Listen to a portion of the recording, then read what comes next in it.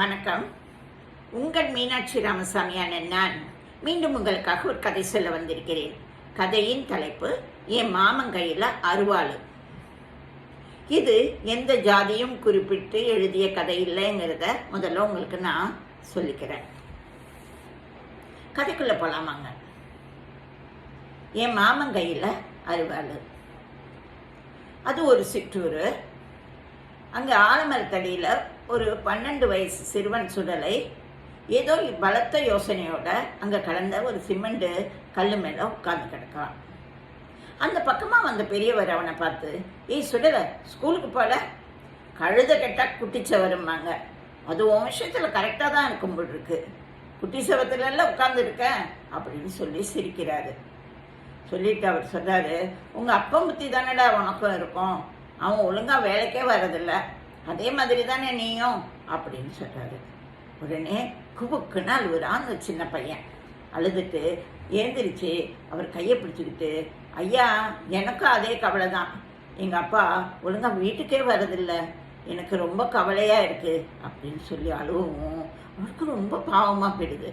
அந்த பையனோட தலையை வருடி கொடுத்து, தம்பி இதை நான் உங்ககிட்ட எப்படி சொல்கிறதுன்னு தெரியல. விவரம் தெரியாத வயசு, ஆனால் சொல்லாமலே இருக்க முடியாது.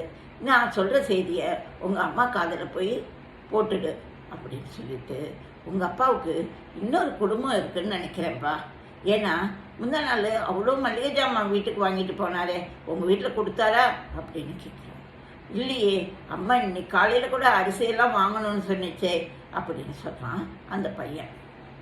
தெரிஞ்சுக்கோப்பா, இதை போய் உங்கள் அம்மாட்ட மட்டும் சொல்லிடு அப்படின்னு சொல்லிட்டு போகிறப்ப 10 ரூபாய் தாளை எடுத்து அவன்கிட்ட கொடுத்து, தம்பி போகிறப்ப ஏதாவது வாழைப்பழம் சாப்பிட்டுட்டு போ அப்படின்னு கொடுக்குறாரு.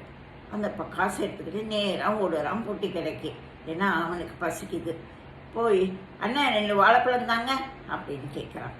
உடனே அந்த கடைக்காரர் அவனை வினோதமாக பார்க்குறாரு. என்ன தம்பி விளையாடுறியா?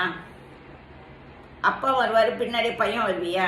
இப்போ தானே உங்கள் அப்பா ஒரு சீப்பு வாழைப்பழத்தை ஒன்றா வாங்கிட்டு போனார், அதுவும் வீட்டுக்கு என்ன அப்படின்னு சொன்னோன்னே திரும்பவும் குபுக்குன்னு அழுவ வருதுங்க. நேராக எடுத்தான் ஓட்டான் வீட்டுக்கு. வாசல்ல அம்மா கீரை ஆஞ்சிட்டு வந்திருக்காங்க. அம்மாவை போய் பார்க்குறான். அம்மாவை பார்த்தோன்னா அவனுக்கு இன்னும் ஒரு மாதிரி மனசெல்லாம் ரொம்ப கஷ்டமாக இருக்குது. ஐயோ இந்த தாய் அதை எப்படி தாங்கிக்க போகிறா இந்த விஷயத்த அப்படின்னு நினச்சிக்கிட்டு, அம்மா அப்பா வீட்டுக்கு வந்தாரா அப்படின்னு அவசரமாக கேட்குறான். கேட்டோன்னே அம்மா சொல்கிறான், அவர் எங்கடா நேற்றையிலேருந்து வரவே இல்லையே, ஏதோ